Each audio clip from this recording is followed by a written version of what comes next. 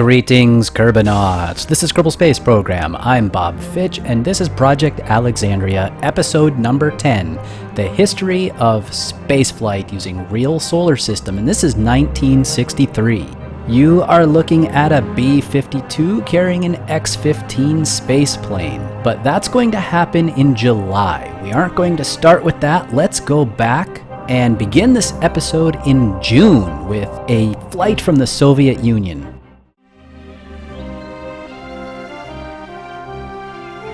It's June 16th, 1963, and we have a new first underway.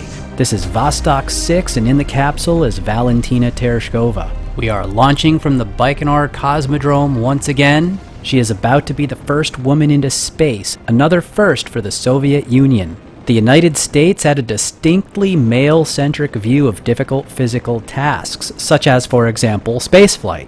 The general male attitude in the United States during this time period was that a woman's place was in the home, and that they were too fragile for space. The male-dominated United States was very frustrating for women like, for example, Trudy Cooper, who had been a flight instructor. She tried very hard to get NASA to allow women, and she wanted to be an astronaut herself, but NASA continually refused. Instead, Valentina shall be the first woman in space and shatter any notions that women couldn't handle the trip, even though I don't think she'd have called the trip pleasant. Despite proving it was possible, no other woman would go to space for another 19 years.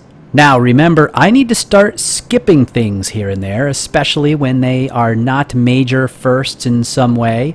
Going back to Trudy Cooper for a second, her husband was Gordon Cooper, who was the last Mercury astronaut into space. I didn't show his launch, but he launched in a Mercury Atlas 9 1 month before this flight of Valentina and Vostok 6.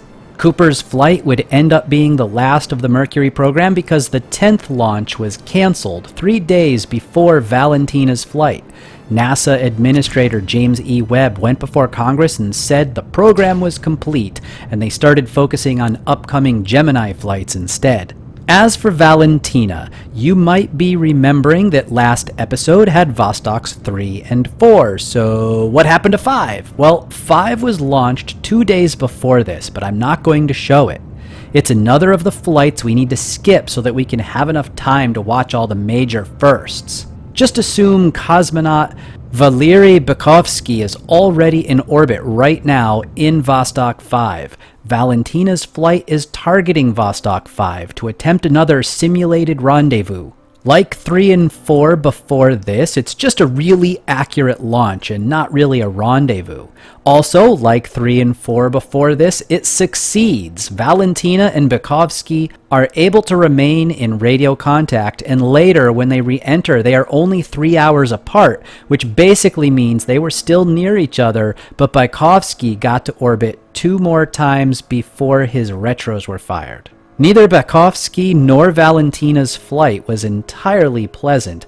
Bukovsky had a problem with his waste collection system. Well, I think you can imagine what that might mean. And Valentina got space sick and had other aches and pains, but didn't want to report the full extent of her status down to the ground, which probably means she was really not doing well at all. Valentina was actually a civilian. She was originally a textile factory assembly worker and was selected from a candidate pool of over 400 female applicants. So she also became the first civilian in space. And as I said earlier, Bukovsky set the new duration record after his 5-day flight. Valentina came down first and of course ejected and parachuted to the ground as you did with these missions, but that's okay because she was a master skydiver, which was a big part of why she was selected for this flight. Due to solar flare activity and an unstable orbit, Bukovsky's flight was supposed to stay up 8 days, but was brought back down after only 5. Nonetheless, his flight remains the record for solo manned spaceflight since all future launches were either shorter or not solo. Valentina went on to marry the cosmonaut who was in the Vostok 3 capsule from the last episode, Andrian Nikolaev.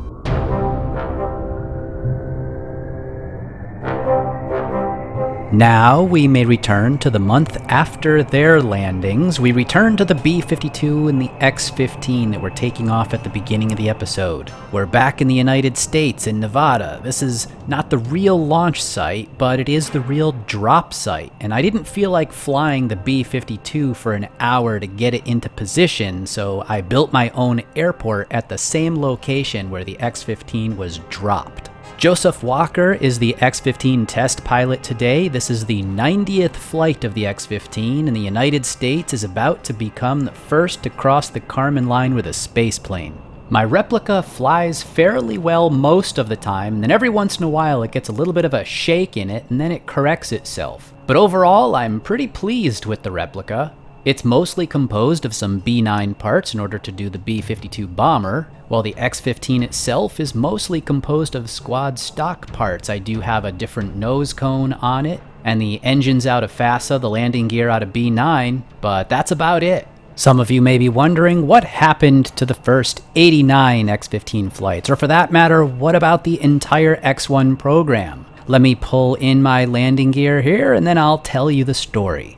Well, the X-1 would certainly be a major first milestone if this were a series about aircraft history. The X-1 was the first plane to break the sound barrier with test pilot Chuck Yeager. The X-1 development was helpful for subsequent X-craft projects, but it did not itself do anything related to space. The X-1 top speed was about 650 meters per second, and its highest altitude was 28 kilometers.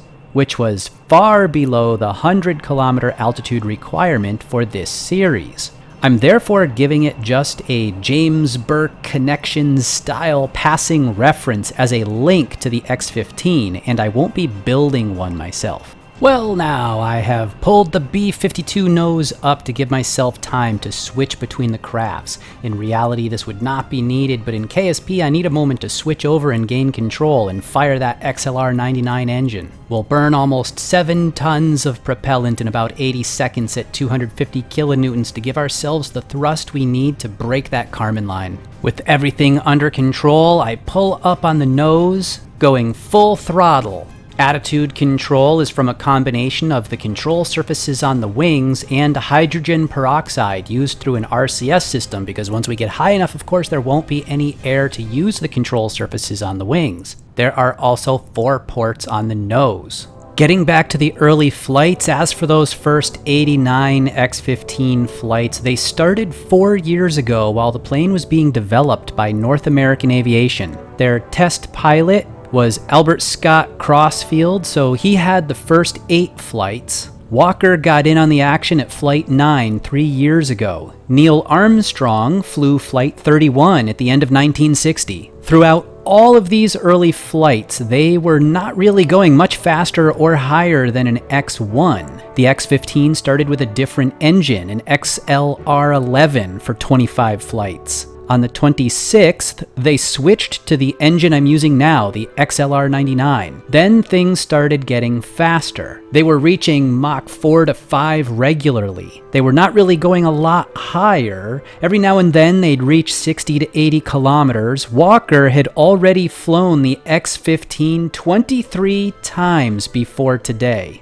And now finally he makes it to 100 kilometers, and a month from now he'll repeat that and do it again, going to 107. I've started my re-entry now. I have flown this craft 3 times myself. For 2 of them, I took off from the runway just for testing. I found that for me, it flies best with a 45-degree nose-down angle until very close to the ground. At that point, I flare up, drop the rear tail from under the craft so that the rear skids can touch the ground, and glide to a landing. Here's what it may have looked like if you had been Walker sitting in the cockpit, coming back down into the atmosphere and experiencing a whole bunch of G's. Anyway, when I tried gliding too early, I stalled and fell out of the sky, so instead we'll drop down really close to the ground and then pull up. I also tried some skids, like on the real X-15 instead of rear wheels, but the wheels just do a lot better in KSP for landing. One other quirk of this flight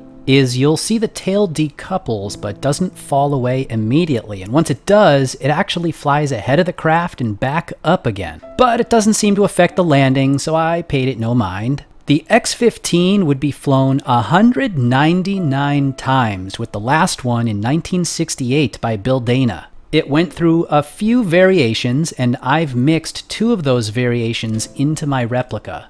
We're almost to the ground now. The real one landed at Rogers Dry Lake, Edwards Air Force Base in California, roughly 12 minutes after being dropped over Nevada. And there we go, Walker has touched down. I'm hitting the brakes now and slowing down. It looks like we are not going to have any major incidents. And as we come to a stop, Walker will be able to get out of the cockpit and present himself for a nice photo opportunity to show off his incredible accomplishment.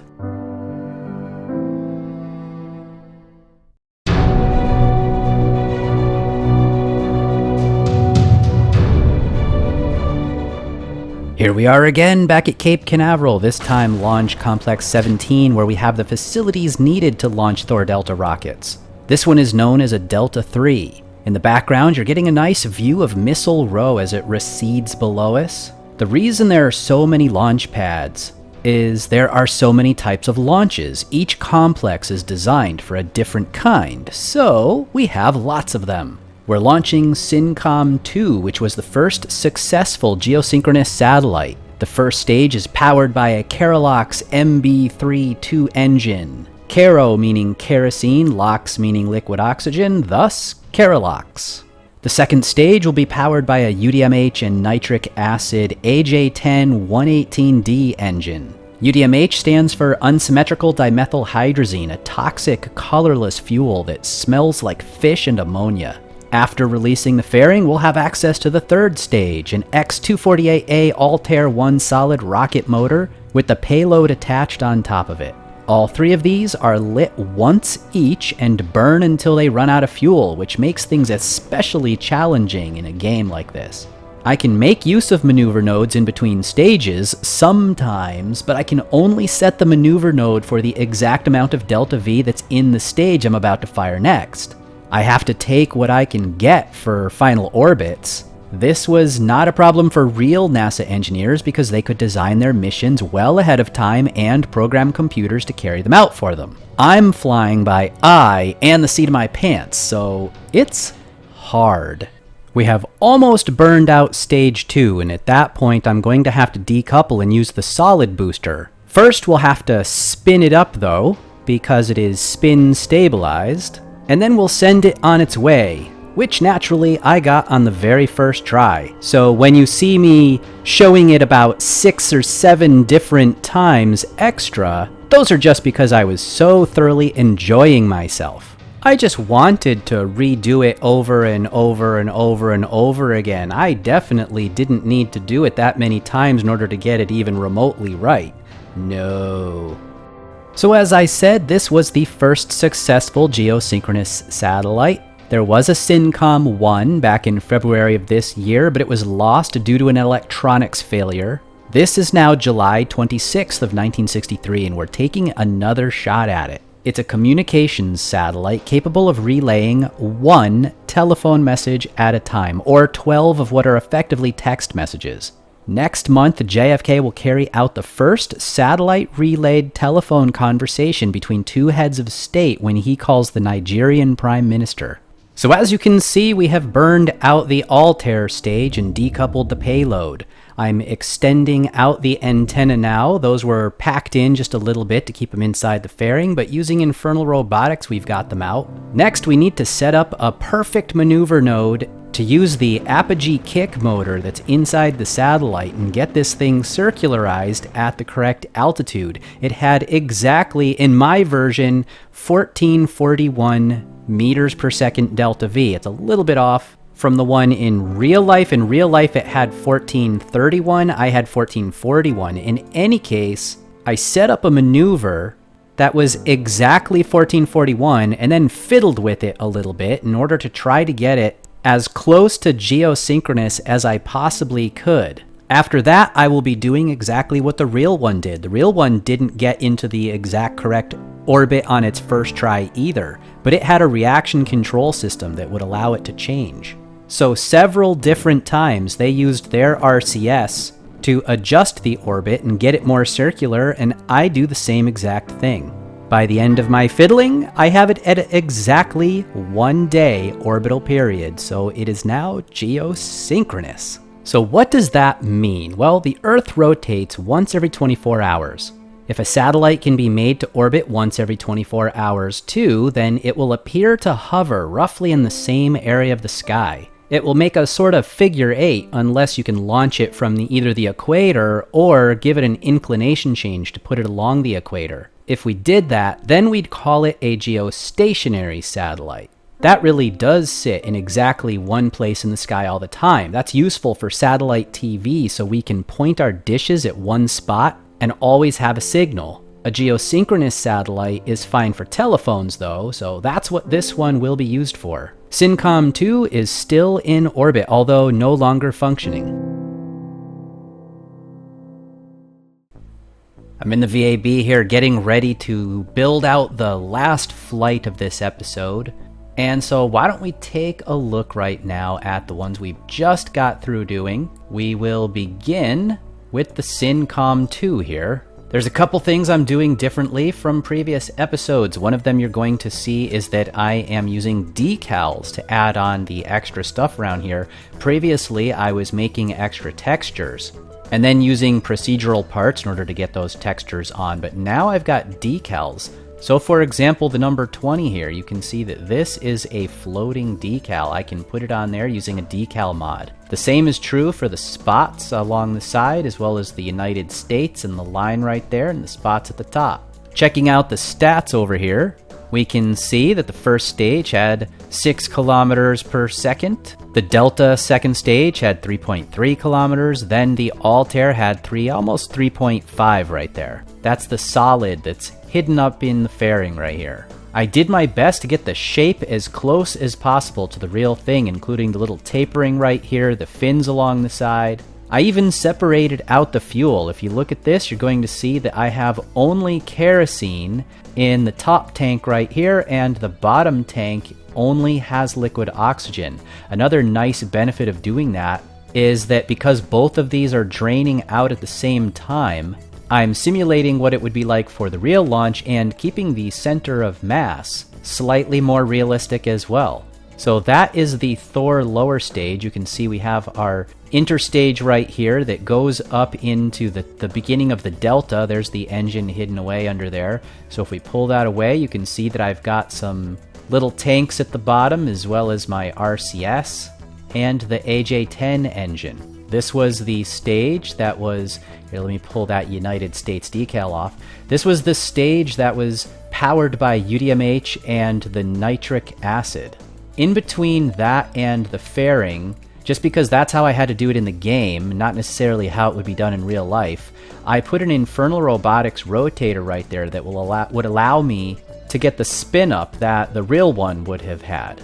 This part, by the way, is my avionics section, so that's my battery and SAS and probe core, essentially. Just like the real one, this is where the avionics went. Then we have our fairing. We pull that away, and you can see that we have our Altair with the payload up at the top. I have a little decoupler in there. We'll pull that off, and here's the payload. So if I pop open the Infernal Robotics, you can get a look there to see how those antenna, if you didn't get to see them before, how those rotate out. I set up a minimum and a maximum distance, so it keeps them in here, which is just barely outside of the Altair below it at -9, and then it moves out to -30. So if I run that, you're going to see that makes them extend out like that, and then they stop right there. So here we can see our kick motor, and that one is powered by solid fuel. Some RCS jets around the outside. Right here, what do we have? We've got more lights, and there's too fast. And then up at the top, right there, we have more lights. We have our broadcast antenna right here at the top sticking out. A couple more RCS up there, and all around the outside, I got from the near future solar panels a bunch of curved solar panels that allowed me to just fill the outside with them and make it just like the real one that was all covered in circular solar panels as well.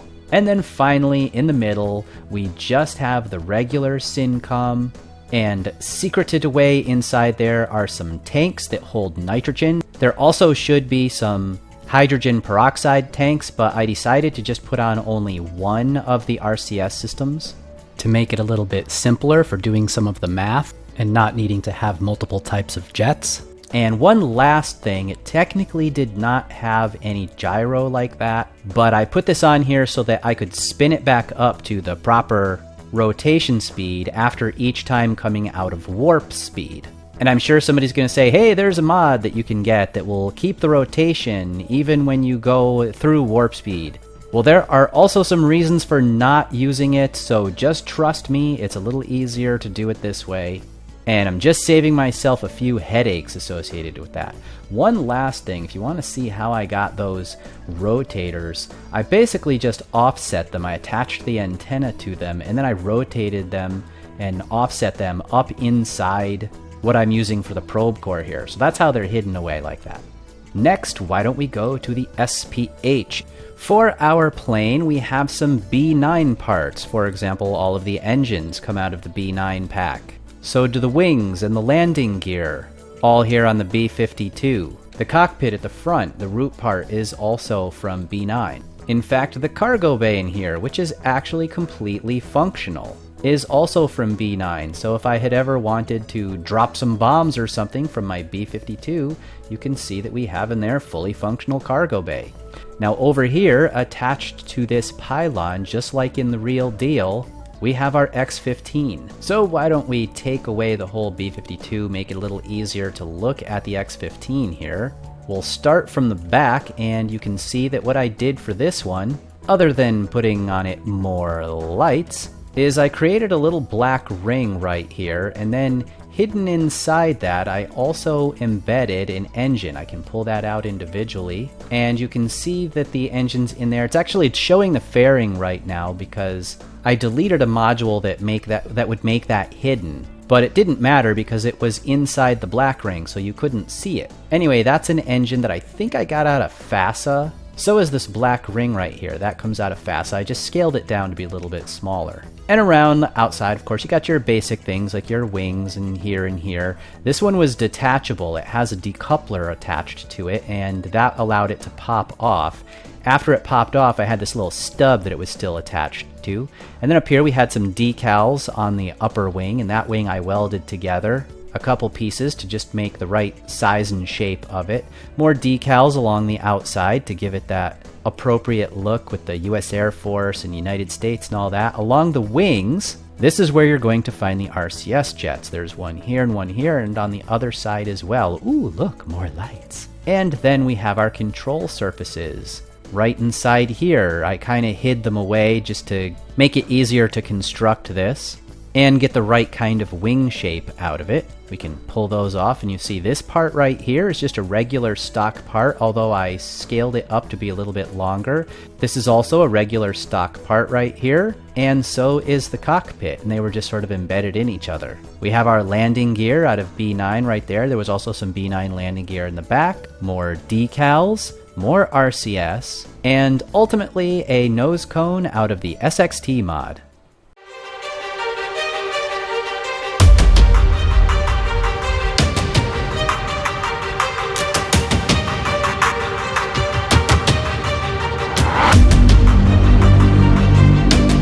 We're moving ahead to December now to close out the year. However, around the time of Cincom II up to now, there were some huge historical events. They were not all directly space related, but they're also too huge to let go by without a mention. For starters, it was a huge year for racial equality. In June, civil rights leader Medgar Evers was assassinated outside his home, which spurred protests and more awareness of the problems. John F. Kennedy attended his funeral and condemned his killing. Then, in August, Martin Luther King Jr. delivered his I Have a Dream speech at the Lincoln Memorial. I have a dream that one day this nation will rise up and live out the true meaning of its creed. We hold these truths to be self-evident, that all men are created equal. In November, Malcolm X delivered his Message to the Grassroots speech in Detroit. You don't have to agree with his message, but you do have to acknowledge that he was an influential leader of his time. Then, on November 22nd, John F. Kennedy was assassinated by Lee Harvey Oswald while driving through Dallas in his motorcade. Many conspiracy theories revolve around the assassination. Some people even think Vice President Johnson, who was an ambitious man and wanted to be president, and who may have disliked President Kennedy, and who may have disagreed with the president's policies, may have had him assassinated. If that were true, it would certainly be a thing that no one would want to let leak out during 1963 when the United States could not afford to look weak in front of the Soviet Union or the world. It would also surely be a thing that if anyone who knew anything about it, they would also probably end up dead as a loose end. Anyway, we never found out from Lee Harvey Oswald because he was assassinated 2 days later by Jack Ruby. So John F. Kennedy never got to see us continue the space program, nor see if we made it to the moon before the end of the decade like he wanted. But his death spurred America forward to see his vision through. And so here we are launching one more small piece of that puzzle. This is the launch of Transit 5BN2 and Transit 5E3 on a Thor DS-V2A Able Star rocket from Vandenberg Air Force Base in California. We have 2 stacked satellites that will be released to fly separately and serve 2 separate functions in orbit. We're launching Polar because one is a navigation satellite. It will send out a signal that will allow the United States submarine fleet to get a fix on it and thereby determine their own location. This is essentially the first positioning satellite, and from this day on, the United States will always have a way to use this and various future satellites to get measurements for their location. Suppose we put a radio transmitter in the satellite. You will detect that the radio frequency is Doppler shifted while the satellite passes by. The Doppler effect shows up as an apparent change in frequency and is caused by relative motion between the satellite transmitter and the receiving antenna on Earth. While the satellite is approaching, the received frequency is higher than the one actually transmitted. The wavelengths are compressed by the velocity of the approaching satellite as the intervening distance narrows. As the satellite nears the point of closest approach, the received frequency descends rapidly to match the one we know is being transmitted. As the satellite goes away, the received frequency continues to drop. Doppler shift can be plotted, frequency versus time, to produce a unique curve which can be received at only one point on Earth at a given instant. Knowing your position on Earth, you can use the Doppler curve to calculate the exact orbit of the satellite. And the reverse is true. If you start with a satellite of known orbit, analysis of the Doppler shift as the satellite passes will tell you exactly where you are anywhere on Earth. This fact forms the basis of the Navy Navigation Satellite System. The satellite is in orbit, spinning, still connected to the last booster stage. When the D-spin cables unwrap, they release the solar blades and also slow the spinning of the satellite. The solar blades snap into place to form an X with the satellite body in the center. 5 minutes later, spin is negligible when the payload separates from the 4th stage. The small amount of spin remaining is dissipated by D-spin rods. Tumbling is reduced to 2 revolutions per orbit by ground-commanded electromagnets within the satellite that align the satellite with Earth's magnetic field. To eliminate tumbling action altogether, a 100-foot boom is extended upward from the top of the satellite, away from Earth, providing gravity gradient stabilization. This orients the satellite to keep the antenna mounted on its base, always pointing toward Earth. The Navy Navigation Satellite System pays off in a precise navigation fix anytime, anywhere, in any weather. And that's going to do it for 1963. We end with the US Navy now able to determine their exact location so that subs can accurately launch nuclear weapons and start World War III to end life as we know it, anytime, from anywhere, in any weather. Until next time, I will see you later, Kerbinauts.